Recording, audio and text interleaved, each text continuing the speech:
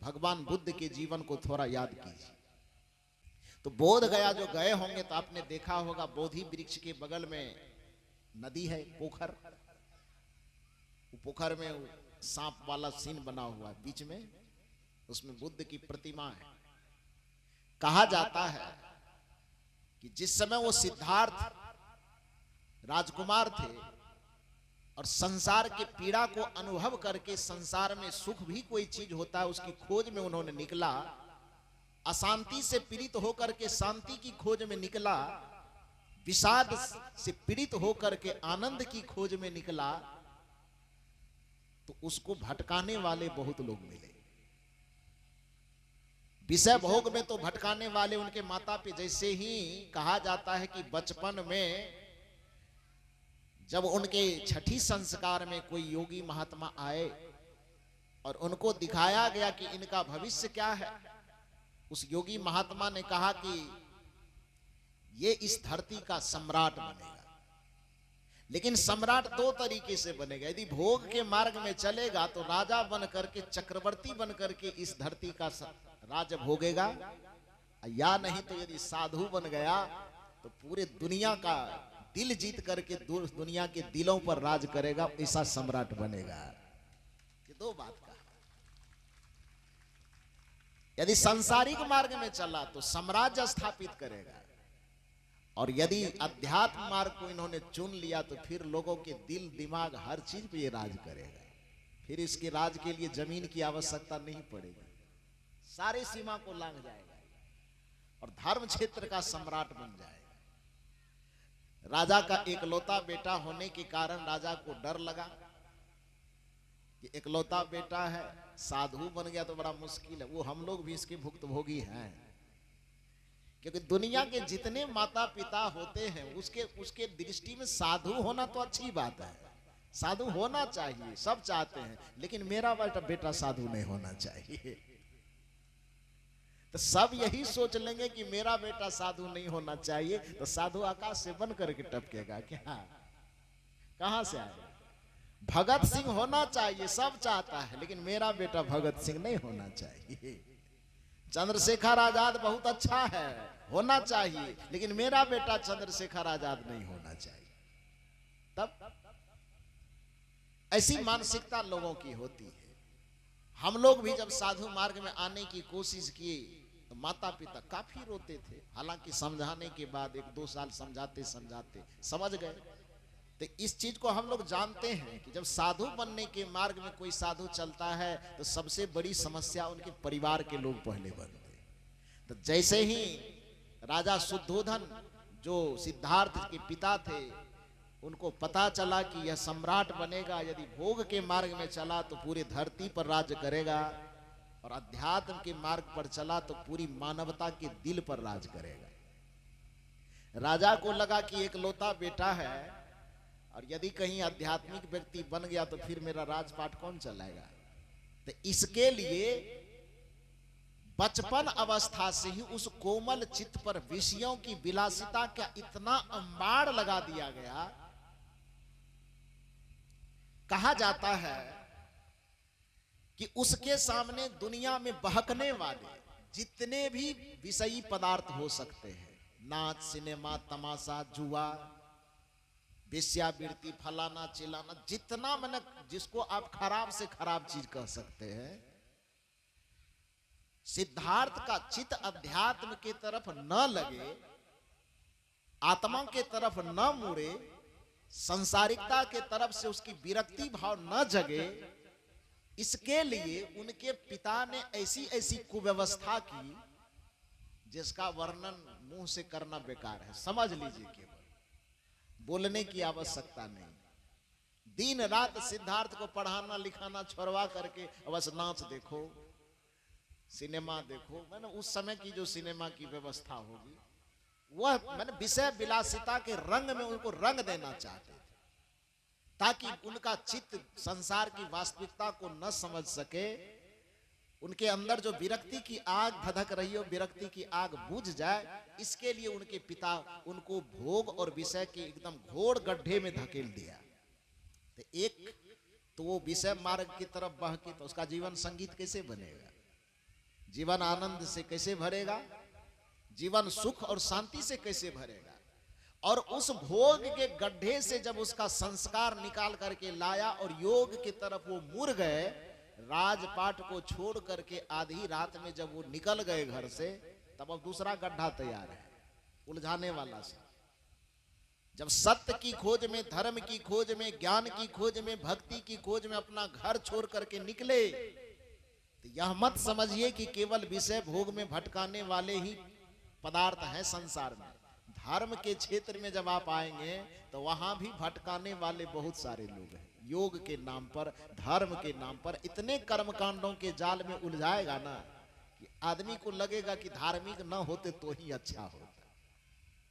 सिद्धार्थ भी जब सत्य की खोज में निकले, जीवन की संगीत के खोज में निकले, जीवन के परमानंद की खोज में निकले, तो एक तो माता पिता पहले से भोग में डुबा रखा था, उससे ऊब करके निकले कि धर्म अध्यात्म की खोज करें, सत्य की खोज करें, जीवन संगीत की खोज करें। परिणाम क्या हुआ, वहां कोई वही भूखा रह करके भगवान खोजने वाला बैठा हुआ था जो शरीर को तपा रहा है। किसी ने सलाह दिया कि हाथ को उठा करके ऊपर रखिए तब भगवान खुश हो जाएगा। किसी ने सलाह दिया कि भूखे रहिए, पेट में अन्न ही नहीं दीजिए, इतना शरीर को तपाइए कि भगवान पिघल करके द्रवित हो जाए और भगवान खुश होकर के दर्शन दे दे। किसी ने बताया कि नदी में खड़े रहिए, जल शयन कीजिए। किसी ने कहा कि अग्नि के बीच में बैठ करके तप कीजिए। जिसने जो सलाह दिया, अपने जीवन के अधिकांश क्षणों को या तो भोगों के पथ में सिद्धार्थ ने गुजारा, लोगों के बहकावे में, या तो धर्म के क्षेत्र में जब आए तो धर्म के नाम पर फैले हुए पाखंडों के जाल में भी बहुत फंसा हुआ।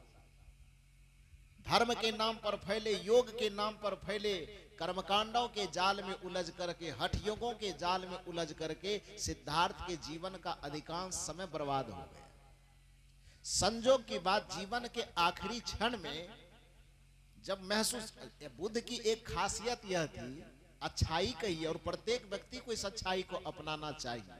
वो अच्छाई क्या थी कि किसी चीज का दूसरे के बहकावे में प्रयोग तो करते थे, लेकिन प्रयोग करने पर यदि उसको लग जाता था कि ये गलत है, तो फिर उस गलत को पकड़ करके वो बैठे नहीं रहते थे। हम में और आप में भगवान बुद्ध के जीवन में जो एक अंतर है, वह अंतर यह है, यदि भूल से भी हम गलत जगह पर चले गए तो हम मन में सोचते हैं कि बाप रे बाप, यहां से हटेंगे तो लोग को क्या मुंह दिखाएंगे। तो इसलिए गलत को भी सही मान करके जीवन भर उसी को पकड़े रहते हैं। ये कभी व्यक्ति को नहीं करना चाहिए। अनजाने में, चाहे वह धर्म के नाम पर हो, चाहे भक्ति के नाम पर हो, चाहे सत्य की खोज के नाम पर हो, किसी भी तरह से यदि हम किसी गलत चीज को पकड़ लिए हैं तो उस जगह से हमको हटने में विलंब नहीं करना चाहिए। यह बुद्ध ने हमें सिखाया है। तो एक खासियत थी उनकी कि दूसरे के कहने पर गलत रास्ता पर चल तो पड़ते थे, लेकिन जैसे ही उनको भीतर से विवेक ज्ञान से प्रतीत होता था कि नहीं भाई, जिस रास्ते में मैं चल रहा हूं ये धर्म का सच्चा मार्ग नहीं है, तो फिर उसको छोड़ने में भी जरा सा देर नहीं करते थे। कोई लोक लाज नहीं कि लोग क्या कहेगा, लोग से क्या मतलब, कहते रहे। हमको सत्य की ओर चलना है, ये बुद्ध का सिद्धांत था। परिणाम यह हुआ कि भटकाने वाले लोग बहुत मिले, किंतु वो सत्य की खोज में आगे बढ़ते रहे। आखिरी भटकाव में क्या आया कि किसी व्यक्ति ने कह दिया कि यदि भगवान को खुश करना हो तो आप अपने शरीर को भूखे रख करके हड्डी तक गला दीजिए। इतना भूखा रखिए, इतना भूखा रखिए कि हड्डी गल जाए, भगवान को खुश होना पड़ेगा। और भगवान दौड़े दौड़े आएंगे आपको दर्शन देने के लिए। उनके बात से बुद्ध सिद्धार्थ प्रभावित हुए और उनको लगा कि ये ठीक ही कह रहा है कि शरीर जैसे गल जाएगा ना तो भगवान को तो मानना पड़ेगा, भगवान मानेंगे ही मानेंगे। और ऐसा सोच करके जब भूखे रहे, कहा जाता है 40 दिन तक लगभग भूखे रह गए।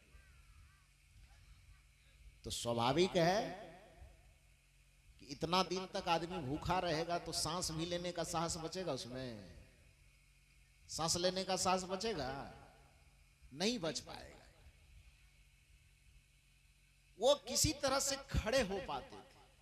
जिस वृक्ष के नीचे बैठ करके वो तपस्या करते थे, उसमें जो झालर लटका हुआ था वृक्ष का, उसको पकड़ करके किसी तरह वो खड़ा हो पाते थे। शरीर को बैठा पाना बड़ा मुश्किल था, लेकिन उसी बोधि वृक्ष के नीचे बैठे बैठे भूखे प्यासे एकदम भगवान का दर्शन होगा इस उम्मीद में बैठे हुए थे। योग के नाम पर हठ योग कर रहे थे, धर्म के नाम पर दूसरे के बहकावे में पाखंड में जी रहे थे, लेकिन उनको तो लग रहा था कि हम भगवान की भक्ति कर रहे हैं। ऐसे भगवान की भक्ति से जीवन में संगीत पैदा होने वाला नहीं है। इस प्रकार की भक्ति से जीवन में आनंद का रस झरने वाला नहीं है। इसलिए कबीर साहब ने सहज मार्ग की बात की। आगे देखिए सिद्धार्थ फिर क्या करते हैं। तो उस वृक्ष के नीचे वो बैठे हुए थे। जिस समय सिद्धार्थ उस वृक्ष के नीचे बैठने गया होगा, उस सिद्धार्थ के उस बोधि वृक्ष के पास बैठने से पहले सुजाता नाम की एक लड़की, कहिए नवयुवती, अभी भी बोध गया कोई जाते होंगे तो बोध गया प्रवेश करने से पहले सुजाता नगर आता है, बोर्ड लगा हुआ है सुजाता नगर। आवाज ठीक करो भाई। तो उसी गांव की वो नवयुवती रही होगी। वह उस वृक्ष के सामने जाकर के एक मन्नत मांगी थी। महिलाओं में खास करके ये आदत होती है कि कुछ उसको मनोकामना होता है तो देवी देवता को खूब रिझाती है। तो उस समय प्रकृति पूजा की प्रथा रही होगी, क्योंकि 2500 वर्ष लगभग पहले की बात है ना। पीपल का बट का वृक्ष हमारे सनातन संस्कृति में बड़ा पवित्र वृक्ष माना है। तुलसी, बड़, पीपल ये सब पवित्र माना जाता है ना।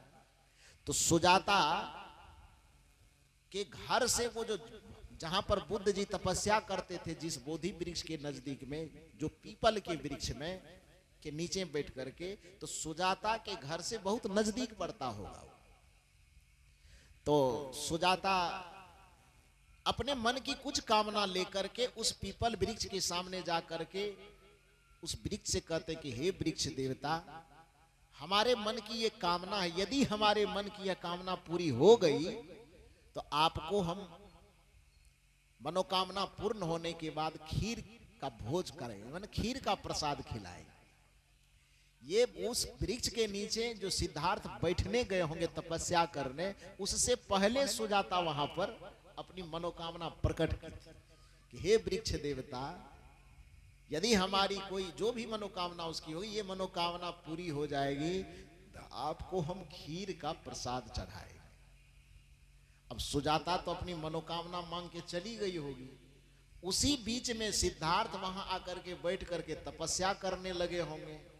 संजोग से कुछ दिन के बाद जब सुजाता की मनोकामना पूरी हो गई होगी, तो वो मनोकामना पूर्ति होने पर अपने कटोरा में खीर भरी, वो बड़े वाले कटोरे में, अब वो चढ़ाने तो गई थी वृक्ष देवता को। उसे क्या पता कि वहां कोई आदमी आके बैठा होगा, क्योंकि जिस समय मनोकामना वहां रखी थी वहां पर कोई आदमी था नहीं ना, वहां तो वृक्ष था। लेकिन वो तो बाद में बुद्ध वहां सिद्धार्थ चले गए तपस्या करने के लिए, तो सुजाता को भला कैसे पता चलेगा। लेकिन सुजाता जब कटोरे में खीर लेकर के गई वृक्ष देवता को चढ़ाने, तो देखती है कि वृक्ष देवता उस वृक्ष के नीचे में तो एक नवयुवक एकदम हड्डी दिख रहा है पूरे शरीर का, लेकिन तपस्या का जो आभा है, तेज है, वह उसके शरीर पर चमक, हड्डी तो दिखाई दे रही है लेकिन चमक है चेहरे पर, चेहरे पर एक आभा है, एक कांति है। तो जैसे ही देखा कि एक नवयुवक पूरा शरीर दुबला पतला, हड्डी निकला हुआ, लेकिन चेहरे पर एक तपस्या की तेज झलकती है, उसको देख करके सुजाता को लगा कि शायद हम जो खीर चढ़ाने के लिए आए हैं ना, तो ये वृक्ष देवता आदमी बन करके मेरा ही खीर खाने के लिए यहाँ बैठ गया है। क्योंकि वृक्ष को तो मुंह होता नहीं, वो खीर कैसे खाएगा। ये वृक्ष मेरा खीर नहीं खा सकता, इसलिए खीर खाने के लिए यह आदमी का रूप धारण करके यहां पर बैठ गया है। सुजाता यह सोचती है। परिणाम क्या हुआ, फिर सुजाता बैठती है और बड़ी विनम्रता पूर्वक हाथ जोड़ करके कहती है कि हे वृक्ष देवता। अब वो सिद्धार्थ को भी वृक्ष देवता ही समझ रही है। तो सिद्धार्थ के सामने हाथ जोड़ करके कहती कि हे वृक्ष देवता, आपकी कृपा से मेरी कामना पूर्ण हो गई, और मैंने जो उस समय कहा था कि मेरी मनोकामना पूर्ण होगी तो मैं खीर चढ़ाऊंगी, तो मनोकामना की पूर्ति हो गई। मैं खीर चढ़ाने आई हूं, आप मेरे प्रसाद को, मेरे खीर को ग्रहण कीजिए। बड़ी विनम्रता से कहती। सिद्धार्थ के कान में सुजाता की हल्की हल्की आवाज जो जाती है, उस आवाज को सुन करके सिद्धार्थ धीरे धीरे आंख खोलने का प्रयास करते। लेकिन शरीर में हरकत होने के लिए भी तो शरीर में ऊर्जा चाहिए ना। और ऊर्जा शरीर को कौन चीज से मिलेगी? भोजन से। अब भोजन 30-40 दिन से किए ही नहीं है वो, तो सांस लेना मुश्किल, पलक हाथ हिलाना मुश्किल, होगा कि नहीं होगा? तो सिद्धार्थ कुछ बोल नहीं पा रहे। फिर से सुजाता कहती कि हे वृक्ष देवता, मेरी मनोकामना पूर्ण हो गई, आप प्रसाद ग्रहण कीजिए, मैं खीर लाई हूं। 2 बार 4 बार कहने पर धीरे धीरे हल्की हल्की आवाज जो सिद्धार्थ के कान तक जा रही है, तो सिद्धार्थ को लगा कि शायद मेरे तपस्या में कोई बाधा डालने आ गई है। तो धीरे से कहते कि देखो देवी, मैं तपस्वी हूं, मैं तुम्हारा प्रसाद ग्रहण नहीं कर सकता, खीर ले जाओ। धीरे से हल्की हल्की आवाज में सिद्धार्थ की आवाज सुजाता के कान तक जैसे पहुंची कि खीर ले जाओ, मैं तपस्या कर रहा हूं, मैं खीर नहीं खा सकता, मैं भगवान को प्रसन्न कर रहा हूं, और भगवान के प्रसन्न करने के मार्ग में खीर खिला करके तू बाधा मत डालो, तुम जाओ यहां से। तो जैसे ही इस बात को, सिद्धार्थ की बात को सुजाता सुनती है, सुजाता के दिमाग में बात खटकी कि तपस्या के नाम, हम तो समझे थे कि वृक्ष देवता प्रकट हुए हैं, ये तो कोई आदमी है जो तपस्या करके भगवान को रिझाना चाह रहा है। लेकिन यदि भगवान को रिझाने के लिए इसका शरीर ही गल गया, शरीर ही मिट गया, और शरीर मिट जाने के बाद कोई भगवान आएगा भी तो फिर ये दर्शन कैसे करे? इसका तो जीवन ही लाश बन जाएगा, मुर्दा बन जाएगा। ये धर्म नहीं कर रहा है, बल्कि धर्म के नाम पर किसी ने इसको भटका दिया है। ये भक्ति और योग नहीं कर रहा है, बल्कि भक्ति और योग के नाम पर इसको कोई भटका दिया है। यह सुजाता के दिमाग में यह बात आई, क्योंकि सुजाता किसी संत के शरण से जुड़ी हुई थी, सुजाता किसी गुरु के चरण से जुड़ी हुई थी। सुजाता जानती थी कि सच्ची भक्ति क्या है, सुजाता जानती थी कि सच्चा योग क्या है, और जिसके कारण से वह सिद्धार्थ से कहती है कि भगवान, आप तपस्या के नाम पर ये शरीर को क्यों गला रहे हैं? योग के नाम पर, धर्म और भक्ति के नाम पर ये शरीर को बर्बाद क्यों कर रहे हैं? आप ये भोजन ग्रहण कीजिए, शायद आपके भोजन करने से मेरा मनोकामना और पूर्ण हो। आप भोजन कर लीजिए। अब मनोकामना पूर्ण हो कि नहीं हो, लेकिन तपस्या के नाम पर यदि आप अपने शरीर को इसी तरह से गलाया तो कुछ ही दिन में भगवान मिले कि ना मिले, लेकिन मृत्यु मिल जाएगी, ये मैं जानती हूं। इसलिए मृत्यु से बचाने के लिए मेरा कर्तव्य है कि ये खीर अब आप खा लीजिए। सुजाता की जिद है कि आप खीर खाइए, और सिद्धार्थ का जिद है कि हम खीर नहीं खाएंगे। सुजाता को लगा कि बकवास करने से कोई फायदा नहीं होगा। सुजाता अपने घर जाती है, और घर जाने के बाद अपने घर से एक बीना लाती। बीना समझते हैं ना आप लोग? अरे सरस्वती माँ के हाथ में देखे ना बीना, वो बीना उसके घर में थी। वो जाती है दौड़े दौड़े अपने घर और एक बीना लाती है। अब बीना ला करके सिद्धार्थ के सामने कहते, प्रभु ठीक है, मेरे सवाल जवाब से कुछ लेना देना नहीं, एक बात मैं कहता हूं, देखिए मैं क्या लेकर के आई हूं। सिद्धार्थ आंख खोलते हैं। सुजाता पूछती कि ये क्या है? सिद्धार्थ ने कहा इसका नाम बीना है। कहा प्रभु इस बीना का काम क्या है? ध्यान सुनिए, आपको अपने में जीवन से संगीत पैदा करने के लिए कह रहा हूं। तो बुद्ध ने जीवन से संगीत पैदा करने का क्या सूत्र दिया है? सदगुरु कबीर साहब ने जीवन से संगीत पैदा करने का क्या सूत्र दिया है?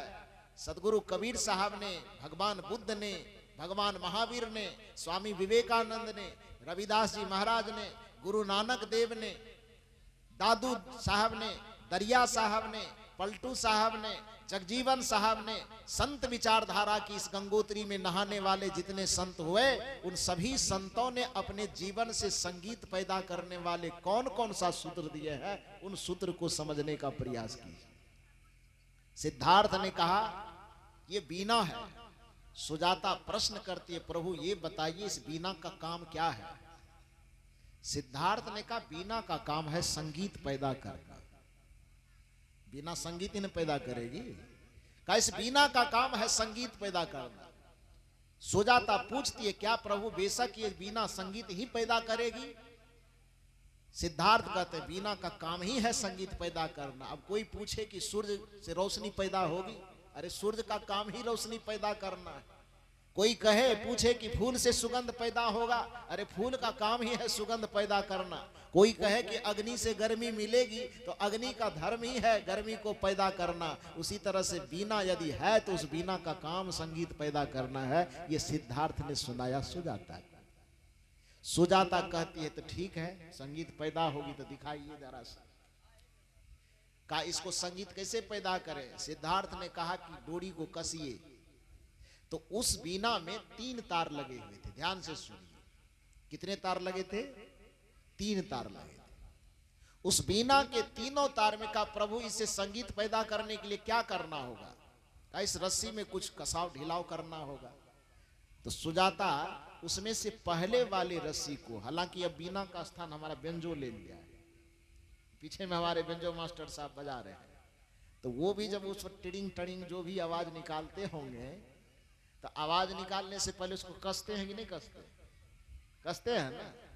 तो वही सिस्टम तो बीना का भी होगा। तो सुजाता ने कही कि प्रभु इस बीना से संगीत निकलेगी। कहा संगीत निकलेगा। का क्या करना पड़ेगा? का रस्सी को थोड़ा ढीला टाइट करना होगा। तो सुजाता ने कहा इसमें 3 तार लगे हैं, तीनों तार पर 3 प्रयोग करके देखते हैं। एक रस्सी जो उसमें जितनी मात्रा पर कसी हुई थी उसको धीरे धीरे ढीला करते करते करते पूरे ढीला कर दिया। पहले वाले रस्सी बहुत ज्यादा ढीला करके उसके बाद कहे प्रभु अब इसको एक प्रयोग में ये कर, पहला प्रयोग, चूंकि 3 तार है इसमें तो 3 तरह का प्रयोग मैं करूंगी। और मैं आपको ये बताना चाहती हूँ कि यदि इस बीना का काम संगीत पैदा करना है तो संगीत पैदा करने के लिए तीनों प्रयोगों में से कौन सा प्रयोग उचित है, इसको आप अब समझने का प्रयास कीजिए। 3 तार है तो 3 तार के पहला प्रयोग क्या करना है कि तार को पूरा ढीला कर दिया। ढीला करने के बाद कहा प्रभु इसे संगीत पैदा होगा कि नहीं। बुद्ध ने कहा मुझे नहीं पता, जरा सा प्रयोग करके देखो।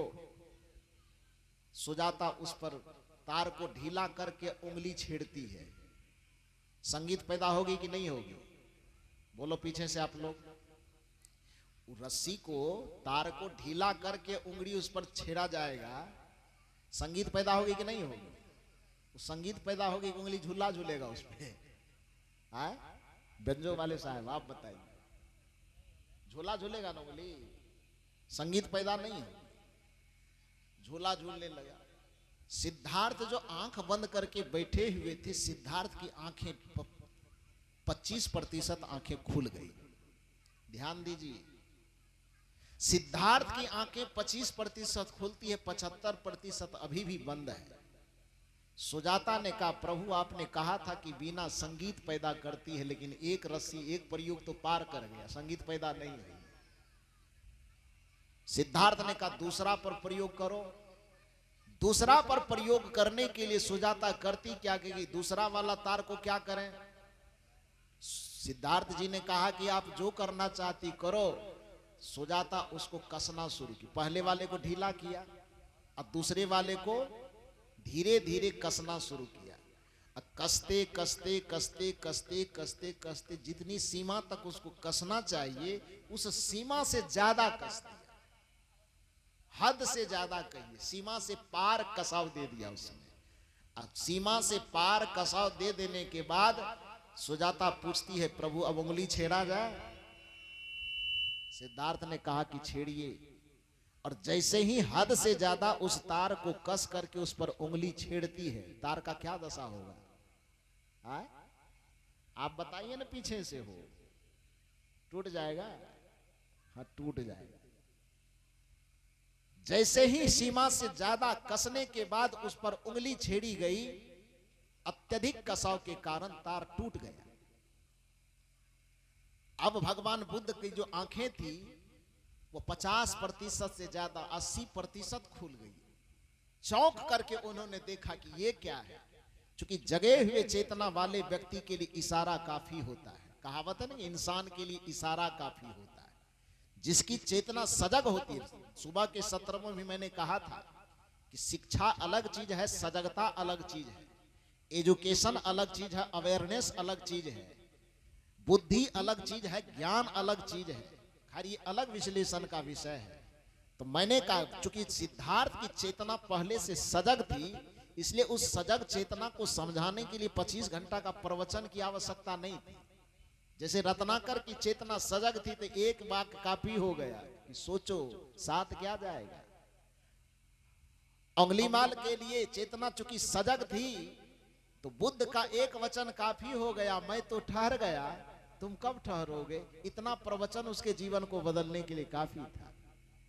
चूंकि सिद्धार्थ की चेतना इतनी सजग थी, पूर्व जन्म के संस्कार से इतनी सजग चेतना पाकर के वो आए थे कि सुजाता को अलग से कुछ प्रवचन करने की आवश्यकता न पड़ी। बीना के एक तार को ढीला करके जब उससे संगीत निकालने का प्रयास किया गया, तार झूला झूलने लगा और दूसरे तार को अत्यधिक कस करके जब उस पर उंगली छेड़ी गई तो तार क्या हो गया, टूट गया। इससे ज्यादा बेहतर प्रवचन सुनाने की आवश्यकता न तो सुजाता को पड़ी और न सिद्धार्थ को सुनने की आवश्यकता पड़ी। बात समझ में आती चली गई और सिद्धार्थ की आंखें 60%, 70% कहिए 75% आंखें खुल गई। अंत में सुजाता ने कहा, प्रभु अब इसमें एक तार बचा है, अब क्या किया जाए, संगीत निकाला जाए, देखा जाए कि संगीत कैसे निकलता है। सिद्धार्थ ने कहा कि हाँ निकालो, यही तो मेरी खोज है। उस खोज में मैं अब तक भटक रहा था, लेकिन तुम गुरु बन करके मेरे सामने उपस्थित हुई हो, अब बताओ कि संगीत निकालने का मार्ग क्या होता है। और सुजाता ने कहा, यदि आप आज्ञा दे तो मैं इस बीना से संगीत निकालने का प्रयास करती हूँ। और उसमें बीना के तार को कसना शुरू किया। पहले वाले को सीमा से बाहर ढीला कर दिया था और दूसरे वाले को सीमा से ज्यादा कस दिया था, लेकिन आखिरी तार जो बचा न उसको ज्यादा ढीला छोड़ा और न उसको ज्यादा कसा, बल्कि उसको मध्य में रख कर करके मध्य में कस करके जब उस पर उंगली की ताल छेड़ना, उंगली का सुर छेड़ना शुरू किया तो फिर उसी बीना से संगीत की ध्वनि प्रकट हुई। भगवान बुद्ध ने कहा, यही प्रत्येक व्यक्ति के जीवन का दर्शन होना चाहिए। जो भी व्यक्ति अपने जीवन से संगीत के रस को पैदा करना चाहता है, जो भी व्यक्ति अपने जीवन से भक्ति के रस को पैदा करना चाहता है, जो भी व्यक्ति अपने जीवन से शांति के रस को पैदा करना चाहता है, जो भी व्यक्ति अपने जीवन से प्रेम के रस को पैदा करना चाहता है, उस व्यक्ति को भी अपने जीवन को न तो ज्यादा ढीला छोड़ना चाहिए, न अपने जीवन को ज्यादा कसने का प्रयास करना चाहिए। क्योंकि जीवन यदि आपका ज्यादा ढीला छोड़ा गया तो फिर आप विषय के गड्ढे में गिरने से नहीं बचेंगे। और यदि जीवन को आपने सीमा से बाहर कसने की कोशिश की तो फिर पूजा के नाम पर पाखंड शुरू हो जाएगा, फिर तपस्या के नाम पर हठयोग शुरू हो जाएगा, फिर शरीर को गलाते रहिए, भुखाते रहिए और शरीर को तपाते तपाते जीवन बर्बाद कर लीजिए। जीवन से शांति का, सुख का, परमानंद का रस पैदा नहीं होगा। तो भगवान बुद्ध ने यही सिखाया, बीच में उस बीच वाले तार को चूंकि मध्य में रखा गया, इसलिए भगवान बुद्ध ने जब सत्य की खोज की, संगीत की खोज की, जीवन रस की खोज की, परमानंद की खोज की, तो उन्होंने अपने सिद्धांत का नाम रखा मध्यम निकाय। न इधर न उधर, न ज्यादा ढीला न ज्यादा कसा हुआ, बल्कि दोनों के बीच में जो उन्होंने जीवन के सूत्र को खोज निकाला कि ढीला छोड़ोगे तो भी जाओगे और ज्यादा कसोगे तो भी दुख पाओगे। यदि दोनों दुखों के रास्ते से यदि सुख पाना है तो दोनों के मध्य में आ जाइए कि न जीवन को ज्यादा कसिए न जीवन को ज्यादा ढीला छोड़िए, बल्कि मध्य में रखिए। तो उसी मध्य मार्ग को पाली भाषा में मध्यम निकाय उन्होंने कहा और उसी को हिंदी में उसका रूपांतरण करें तो मध्यम निकाय को उन्होंने मध्य मार्ग कहा।